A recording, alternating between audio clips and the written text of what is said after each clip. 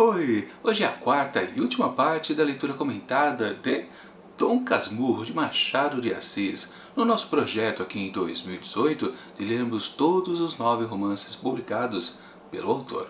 Quer dizer, era para ser isso, né?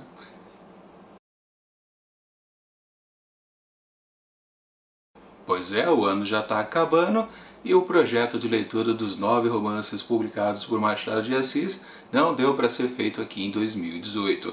Claro, os demais livros restantes, os 3 últimos, que são Yaya Garcia, Memorial de Ares e Esaú e Jacó, ficarão, claro, para 2019, provavelmente, né, janeiro, fevereiro e março, para não ser corrido, porque quando eu tentei fazer de uma maneira mais acelerada, piorou de vez. Acabando que Dom Casmurro ficou atrasado em 3 meses. Bom, vamos ao que interessa, né? A quarta e última parte de Dom Casmurro, que compreende os capítulos de 64 até o derradeiro 160. E bom, o que temos aqui então? Continuamos exatamente daquela promessa ou daquela expectativa que havia na terceira parte dos capítulos, que era exatamente o casal Bentinho e Capitu quererem ter um filho e ele não vingava, não aparecia. E ainda nesses primeiros capítulos dessa quarta parte, a gente tem essas sensações para os dois, que realmente, quanto mais eles visitavam o casal Escobar e Sancha, mais eles voltavam de lá um pouco magoados, porque a filhinha do casal de amigos já havia nascido e crescia lépida e contente. Claro, depois de algum tempo, sim, finalmente surgiu o filho de Bento e Capitolina, que é o Ezequiel. Uma coisa curiosa, né? Eu já li Dom Casmurro, aliás, foi o livro que eu talvez mais tenha lido durante toda a minha carreira literária, digamos assim. Sempre estou vendo alguma coisinha do Dom Casmurro, às vezes, como eu já comentei em outra oportunidade, às vezes eu nem chego a ler o livro completo. Eu pego algumas partes que eu quero rememorar. E curiosamente, eu sempre esqueço, depois de algum tempo, o nome do filho de Bento e Capitu. Ezequiel sempre me foge da lembrança, não sei porquê, sempre acabo esquecendo. Agora, sempre vale a curiosidade, né? Ezequiel também é o nome do Escobar. O primeiro nome, né? Escobar é o sobrenome de família. E coisa curiosa também a se reparar, depois que a gente começa a ler esses capítulos finais, né? A gente descobre que o nome da filha de Escobar e Sancha é Capitolina. Ou seja, rolou a homenagem das duas famílias. Foi uma homenagem mútua. Que homenagem que não dá certo no final das contas, né?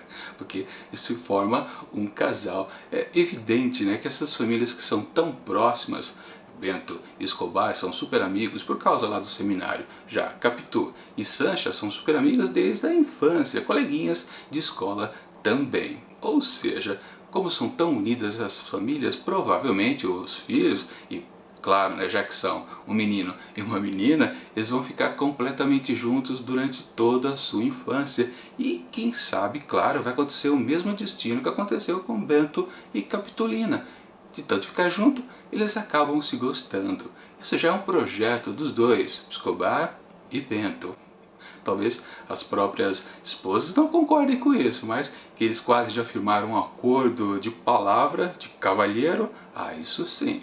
Mas nós sabemos que essa coincidência dos nomes, né, por causa das homenagens, de termos um futuro casalzinho chamado Capitolina e Ezequiel, entre aspas, né, Escobar 2, não dá certo.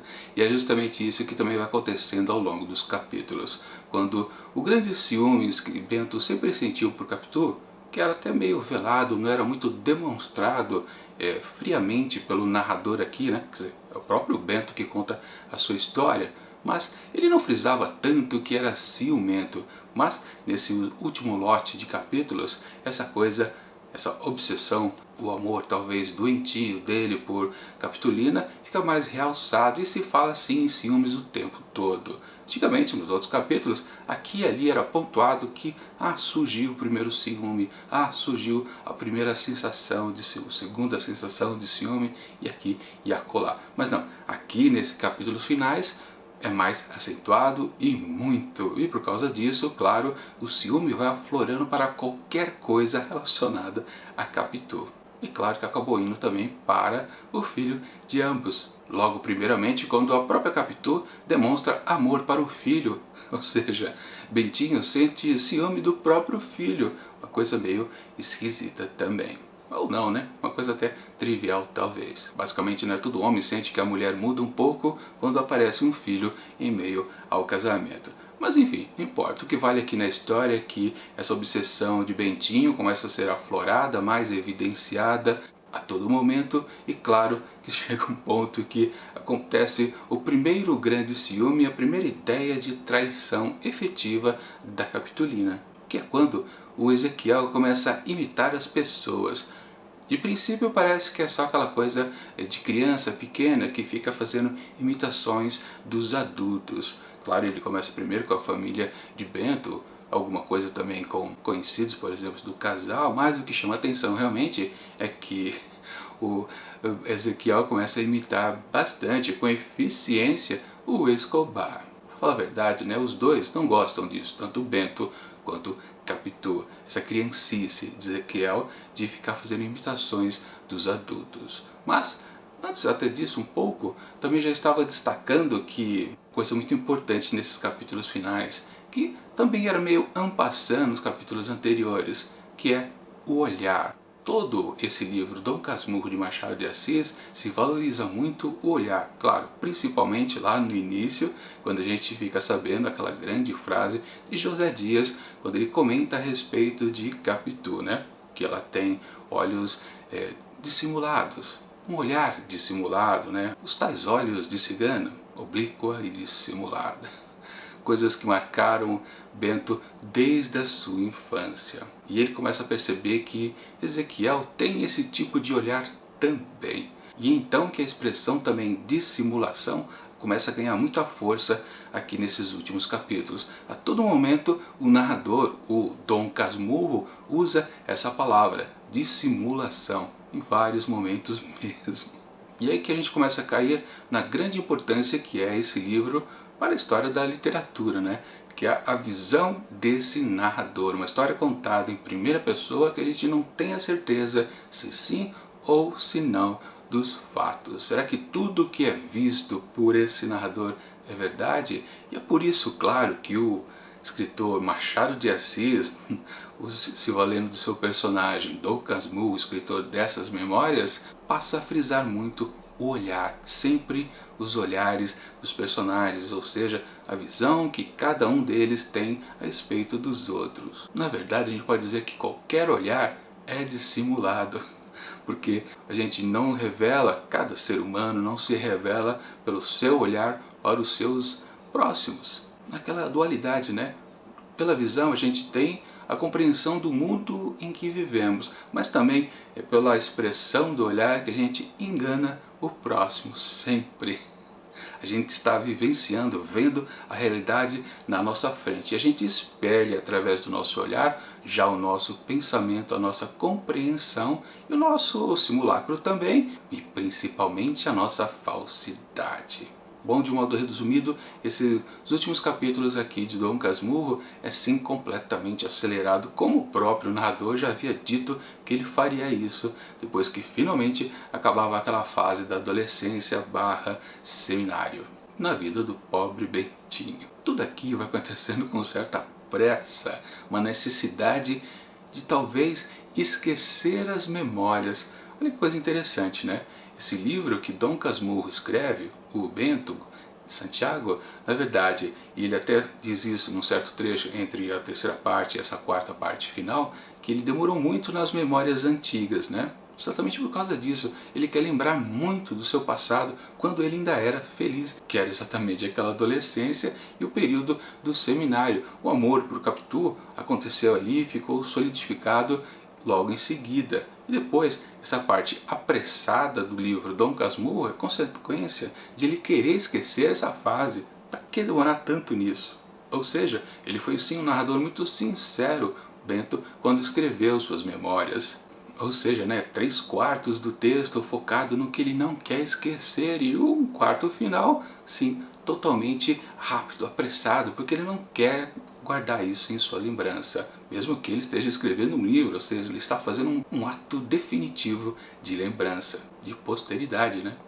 um grande resumo talvez, né? E aí a gente pode começar a pensar também nas mortes que vão acontecendo aqui na parte final dessa história. Como sempre acontece em todos os romances de Machado de Assis, a morte ganha uma grande importância e faz alavancar também as situações decorrentes. Muito interessante que a gente pode citar, claro, é da mãe de Bento, quando justamente lá no sepulcro dela, ele apenas coloca uma lápide escrito Santíssima, sem colocar a referência de quem é que está enterrado ali, tanto o nome quanto a data de nascimento, a data de falecimento, o nome da família, não tem nada, apenas ele teima em colocar apenas na lápide Santíssima. Um resumo do que foi a sua mãe. Assim como ele tenta fazer um resumo do que ele foi aqui dentro do livro Dom Casmurro. Só que ele não pode dizer que é um santo também. Ou será que pode? Como definir Bento com esse livro? Talvez cego? Uma palavra só? E tudo bem? Pode ser que sim. Bom, claro que a outra grande morte que faz destaque aqui nos capítulos finais é, obviamente, a de Escobar. Uma morte bem trágica que pega todo mundo de surpresa, deixa muita gente entristecido e faz com certeza a história desembocar para o seu desfecho. Mas, claro que a gente precisa lembrar antes uma outra sensação que Bento teve e que também foi algo que fez a cabecinha dele começar a se desviar um pouco, talvez, da realidade, dele mesmo não ter certeza dos fatos. Outra coisa muito importante aqui nessa obra de Machado de Assis, o próprio narrador de vez em quando dá indícios que ele não tem lá muita certeza das lembranças que ele tivera. Bom, eu estou falando lá daquela situação onde, depois que Escobar tem uma grande ideia envolvendo tanto ele quanto Sancha e também Bento quanto o Capitão, a tal da viagem para a Europa.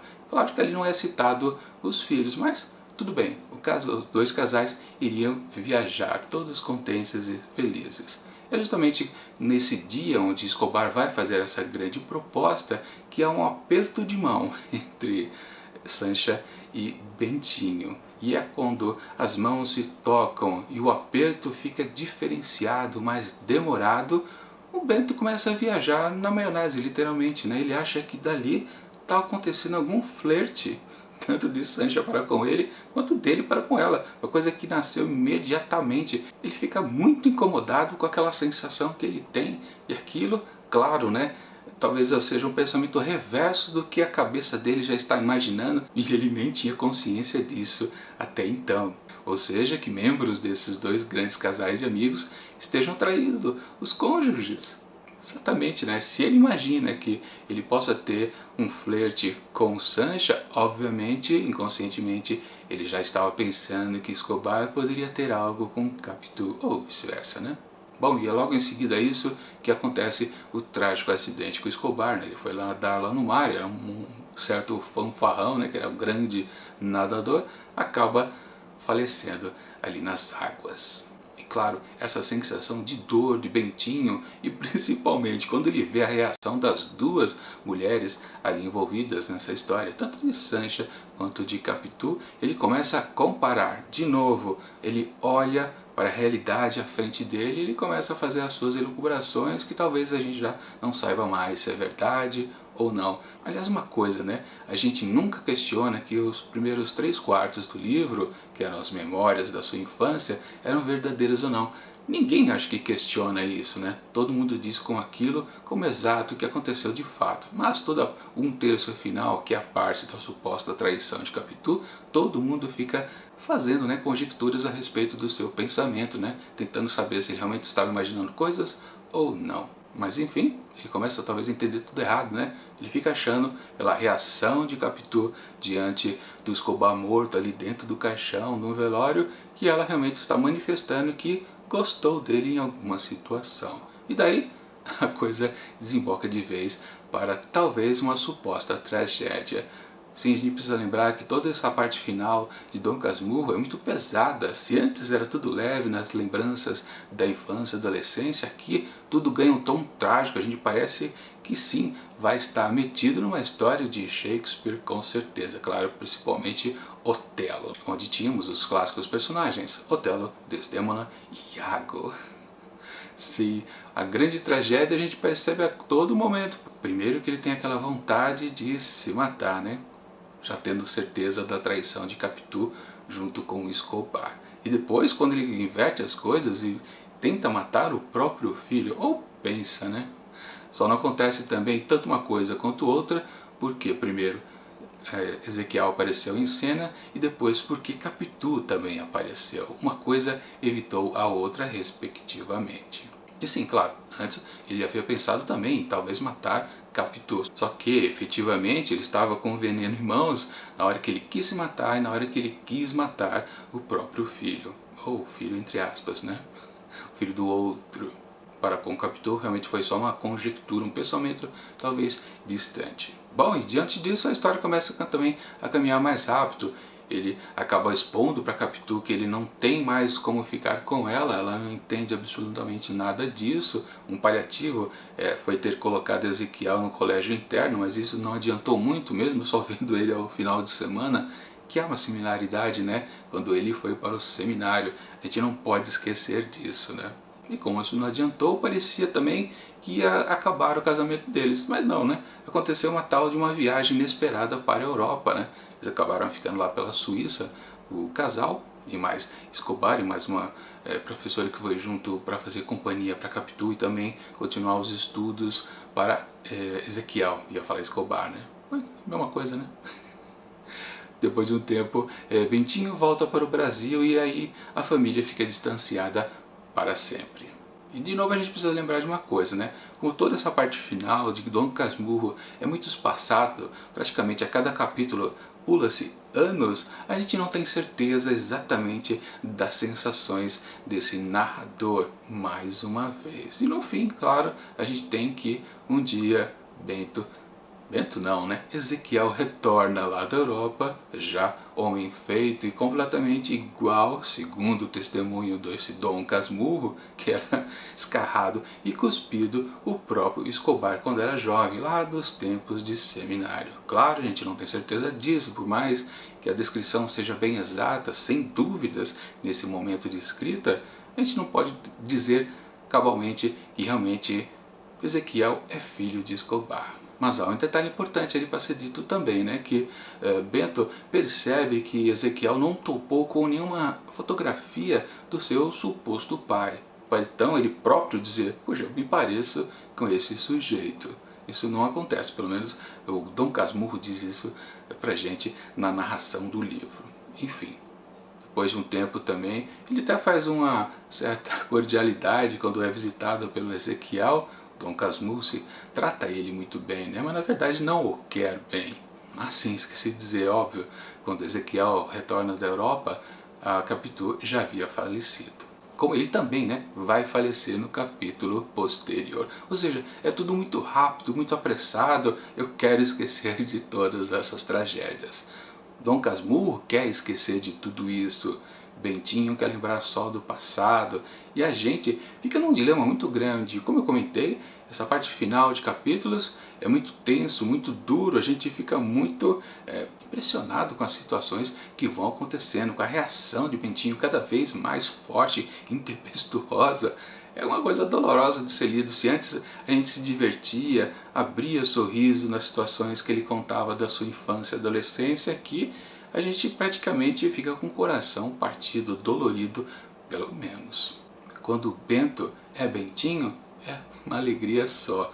Mas quando Bento vira Dom Casmurro, o do verdadeiro, que sentiu toda a sua dor da traição, aí a coisa fica bem pesada mesmo nesse texto. De qualquer forma, Dom Casmurro é uma grande história de Machado de Assis. Mesmo que muita gente possa até reclamar, mas demora para a história acontecer, né? Não, a história demora para acontecer, para virar a história da traição, porque justamente é para a gente sentir que antes Bento Santiago era feliz e depois ele se transformou num Dom Casmurro que na verdade é um personagem que não quer enxergar a realidade. Acho que é isso. Dom Casmurro é um cego. Bom, é isso. Terminamos mais um romance de Dom Casmurro, o sexto que a gente conseguiu, pelo menos aqui em 2018, cumprir dentro do nosso projeto. Diremos todos os 9 romances publicados pelo autor. Está aqui o box e de novo eu faço a recomendação para você, para continuar ainda nesse projeto de leitura, já em 2019, em janeiro, fevereiro e março, e eu deixo aqui na descrição do vídeo o link para você poder adquirir esse box da Nova Fronteira, com todos os 9 romances e mais alguns contos selecionados do autor. Uma edição sensacional que eu gosto muito, aprecio bastante e recomendo que vocês comprem. Claro, né? Aquela coisa, se vocês fazem a compra através desse link, vocês acabam ajudando em Vontade de Livros, porque eu ganho aquela comissãozinha de vendedor. É isso, é o que a gente tinha para esse ano aqui em 2018. Eu queria muito ter terminado todos os 9 romances, mas não deu. Fazer o quê? Bom, enquanto o próximo não chega, que será Yaya Garcia em janeiro próximo, eu deixo aqui do lado as dicas das resenhas que eu fiz de alguns dos livros anteriores aqui de Machado de Assis. Bom, tchau e feliz ano novo!